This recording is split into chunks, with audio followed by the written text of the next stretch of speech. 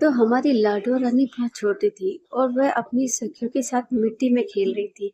तो वह मिट्टी से लड्डू बनाने लग जाती हैं। दूरभाष ऋषि जी उनसे मिलने आते हैं क्योंकि एक खबर फैल गई थी कि बरसाना में राधा जी आ गई हैं, प्रकट होती है। तो उन्होंने सोचा चलो मिल के आते हैं। तो उनकी सखियां जो होती है ना वो ऋषि जी को अपने पास बुला लेती हैं और कहती हैं कि देखो लाडो ने कितना अच्छा लड्डू बनाया है, जरा खा के तो देखो। तो ऋषि जी आते हैं और देखते हैं कि ये तो मिट्टी का बना हुआ है लड्डू।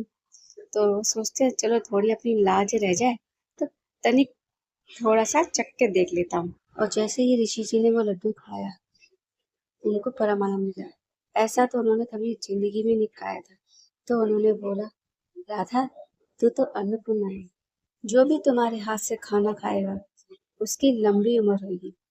तो ये बात ना ब्रज में सब जगह फैल जाती है कि जो भी राधा के हाथ से खाना बना हुआ खाना खाएगा तो उसकी लंबी उम्र होगी। तो ये बात यशोदा जी को भी पता चलती है। तो यशोदा जी क्या कहती हैं कि मैं तो अपने कान्हा को इसी के हाथ का खाना खिलाऊं ताकि मेरे कान्हा की लंबी उम्र हो। तो एक दिन यशोदा जी राधा जी को अपने घर बुलाती है और राधा जी खाना बनाती है, बहुत अच्छा खाना बनाती है।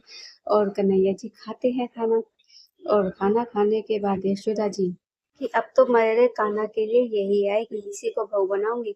तो यशोदा जी क्या करती है कि ना राधा जी के लाडो जी के हाथ पे हल्दी और मेहंदी लगा देती है। पुराने जमाने में ऐसे किया जाता था, छोटे बच्चे को जो भी आपको पसंद आती थी उसके हल्दी और मेहंदी लगा देते कि अब पक्की है ये, तुम कहीं और मत करना। तो फिर ऐसे ही और हमारी लाडो भी छोटी थी, उनको भी पता नहीं था कि ये सब क्या हो रहा है। तो उनको तो बस ये खुशी थी कि मेरे हल्दी और मेहंदी लगी है।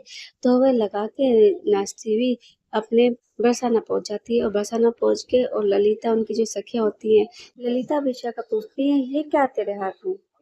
तो वो कहती है यशोदा मैया ने लगाई है। तो बोलती है या को मतलब पता है आपको, वो काले कलूटे के लिए चुन ली गई है, बहू चुन ली गई है।